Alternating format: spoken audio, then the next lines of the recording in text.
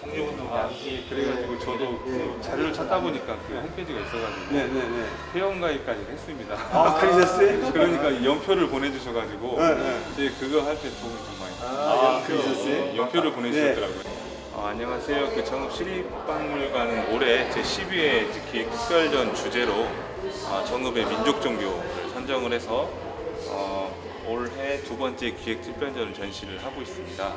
그래서 정읍의 민족종교라고 하면 뭐 여러 가지가 있지만 그 중에 보충교를 중심으로 해서 전시 구성을 꾸며봤습니다.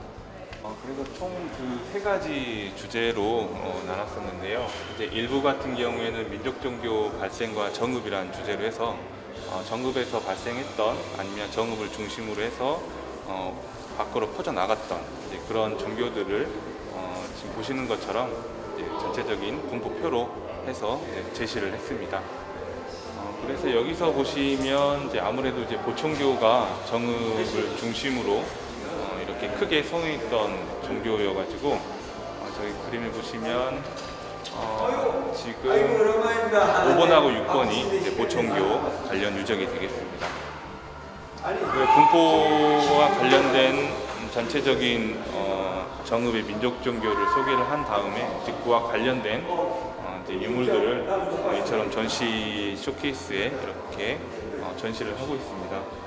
첫 번째는 이제 미륵불교와 관련된 이제 그러한 서적류라든지, 두 번째는 이제 보화교와 관련된 이제 보화 교지, 뭐 그와 관련된 유물들을 수집을 해서 이렇게 전시를 통해서 소개를 하고 있고요.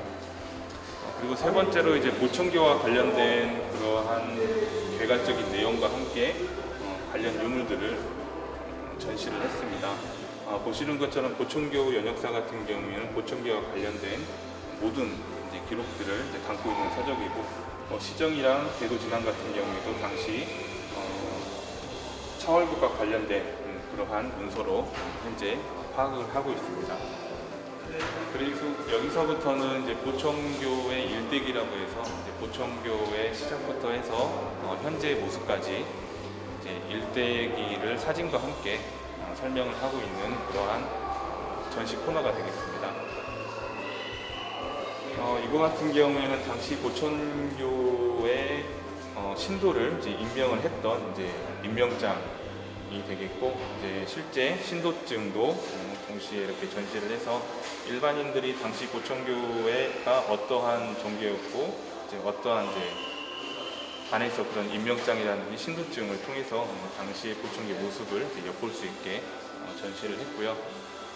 이거 같은 경우에는 당시 보충교에서 이제 성금을 모금했던 이제 그러한 유물이 되겠는데, 위에 돈식로 같은 경우에는 현재로 말하면 이제 성금을 모았던 사람들의 이런 기록물, 그리고 이제 포성장 같은 경우에는 이제 누가 어느 정도 성금을 냈다 해서 영수증 개념으로 이렇게 발급을 했던 이제 그런 문서가 되겠고요. 그리고 이건 밀러 보고서는 뭐 현재도 마찬가지지만 보충교 신도가 당시 600만이었다 이제 이러한 얘기를 많이 하고 있는데, 아마 여기서 유래했던 이제 그것으로 알고 있습니다.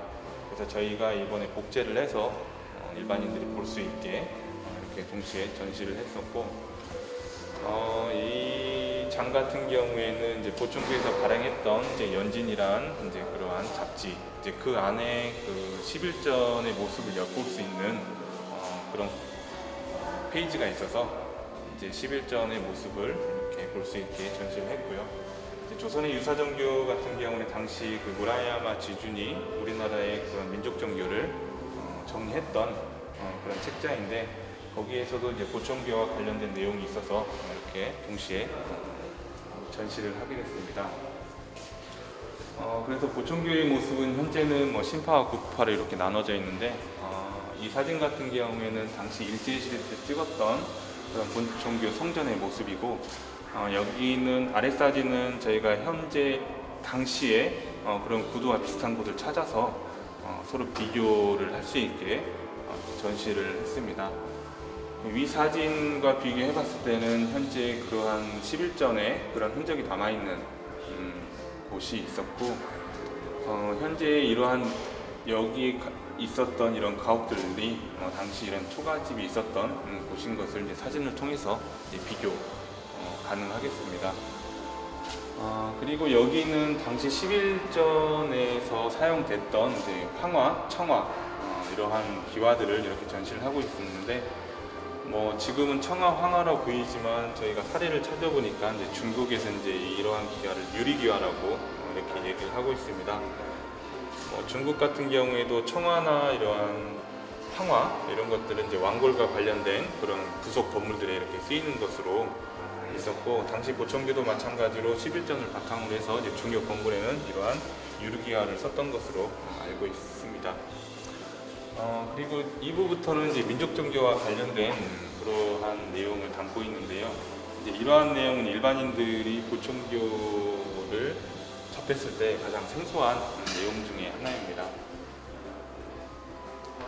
보시면 지금 뭐 김자진과 관련된 문서에서 이제 김자진 당시 보청교가 독립운동과 관련된 행위를 이제 독립 자금을 지원했다는 내용들을 이제 일본의 문서에서 볼 수가 있는데, 아마 이러한 것들이 당시 보청교가 독립운동을 했었다는 그런 객관적으로 보여주는 자료로 되겠습니다. 그래서 그러한 최대한 객관적인 자료를 저희가 제시를 하려고 이 코너는 집중을 했었고요. 그래서 일제 관련된 공문서뿐만 아니라 당시 신문지 상에서 얘기하고 있는 그 보청교와 관련된 독립기사 내용들을 이렇게 볼 수 있게 전시를 했습니다. 그리고 3부에서는 이제 보청교 운동 그 이후라고 해서 이제 보청교 본소가 차경석이 죽은 이후에 이제 보청교의 모습을 이렇게 담고 있는데요. 지금 이거 같은 경우에는 이제 회철과 이축이 관련된 본소가 일제에 의해서 파괴되고, 그다음에 그러한 건물들이 우리나라 각지로 이제 이축됐던 이제 그런 흔적 중에 하나인데요. 이거는 실제 그 저희가 내장산에서 불타 없어진 그 대웅전의 편을 일부 이렇게 전시해서 이렇게 활용을 했습니다. 당시에는 뭐 내장산 대웅전뿐만 아니라 저희 조계사 대웅전도 11절 건물이 이축된 것으로 알려져 있는데, 아마 당시에 그러한 본소의 그러한 중요 건물들이 우리나라 곳곳의 중요 건물로 이제 이축됐던 내용들을 보여주기 위해서 저희가 내장산 대웅전 이렇게 불탄 이제 탑목들을 이렇게 배치를 했었고, 이것은 당시 이축과 회철이 됐던 그러한 내용들을 이제 사진 자료하고 제시를 했었고, 이제 다음에도 나오겠지만 현재 11전 모습도 이렇게 영상으로 제작을 해서 일반인들이 볼 수 있게 이렇게 전시 효과를 했습니다. 그리고 이거 같은 경우에는 현재 대흥리를 중심으로 당시 보청교 자체가 대흥리를 중심으로 해서 자급자족 운동을 이렇게 진행을 했었는데, 현재도 그의 후손들이라든지 대흥리 일대에는 그 면방직 시설들이 이렇게 많이 자리하고 있습니다. 그래서 이거는 실제 당시 후손 중에 한 명인 그 대경직물의 도움을 받아서 현재의 그런 관련 상품들을 일반인들이 이해하기 쉽게 이렇게 전시를 했었고요. 이거 같은 경우는 저희가 그 일반인들이 좀 체험을 할 수 있게 당시 부적의 여러 가지 형태가 있어서 이제 이것처럼 한 번씩 이렇게 그려볼 수 있게 이러한 코너를 마련을 했습니다. 그래서 이러한 민족 종교는 저희가 어떻게 보면 첫걸음이라고 할 수 있겠는데요. 아직 그렇게 많이 밝혀진 내용이 없어서 이제 앞으로 이러한 내용들이 더 밝혀진다고 하면 이제 박물관 입장에서는 다시 한번 조명할 수 있는 자리를 이제 마련하고자 합니다. 보청교가 역사로서 그리고 민족운동의 한 역사로서 인정받기까지 약 30여 년의 세월이 흘렀습니다. 점차 사람들이 보청교를 독립운동 또는 민족운동, 이런 또 민중종교운동, 민족종교운동으로 인식을 하게 되면서 정읍시립박물관에서는 이와 같은 특별전을 기획하고 또 전시를 지금 하고 있습니다. 보천교는 많은 독립운동가들과의 관계도 가졌지만 또는 독립운동가들에게 많은 적지 않은 자금을 주었지만 그것보다는 보천교의 후천성경 신정부 건설운동이 저는 민족운동 또는 독립운동이라고 봅니다. 후천성경의 세계를 건설하기 위해서 보천교는 민중을 조직했고 또 민중들로부터 십시일반 돈을 걷어서 성전과 또는 중앙본부 건설을 했고 또 후천성경 신정부 건설 운동의 마지막 단계라고 할 수 있는 중앙본부 건설과 또는 성전의 건축을 상징하는 보천교 운동이 1936년 차경석 즉 차월곡의 죽음으로써 그 종말을 고하게 됩니다. 그러나 그 보천교가 종말을 고하기까지는 일제의 많은 탄압이 있었고 또 그 당시 많은 지식인들의 비난이 있었습니다. 그런데 그 지식인들은 사실상 민족을 강조하면서도 민족적인 모습이 전혀 없던 사람들이에요. 오히려 보천교야말로 민족적인 요소가 많았고 민족을 강조했고 또 사실상 민족운동을 주도했던 당시대에 풍비했던 유일한 그런 종교운동체라고 볼 수 있습니다. 일제가 보천교를 집요하게 탄압하는 과정에서 김자진에게 당시 2만행 또는 5만 원을 보냈다는 일제의 공문서입니다. 이게 공문서고요. 이 외에도 이제 대한민국 임시정부나 당시 사회주의자들, 이런 또 의열단, 이런 독립운동가들과의 연계 또는 자금 지원 건이 있었는데 이번 그 전시에서 그 원본이 나왔어요. 김자진에게 자금을 지원했다는 일제의 정보 보고서 즉 공문서가 나왔어요. 이게 전시된 게 이번 그 기획전에서 아주 두드러진 특징이라고 볼 수 있습니다. 이 책은 전라북도 교육청에서 초등학교와 중고등학교 학생들을 대상으로 하는 보조 교과서예요. 전라북도 근현대 인물 이야기인데요. 여기에 보천교 차월국 선생이 들어가 있습니다. 상당히 보천교에 대한 인식이 많이 좋아졌다고 하는 하나의 근거 자료가 되겠죠.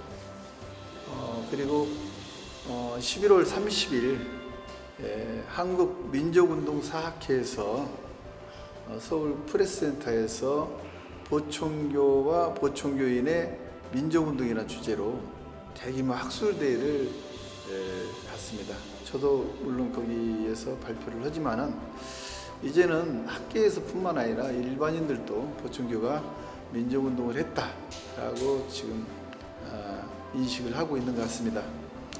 보천교의 민족운동은 아까도 말했듯이 독립운동가들에게 자금을 지원하고 그들과 연계했다는 것뿐만 아니라 후천성경 신정부 건설운동이 저는 민족운동이라고 봅니다.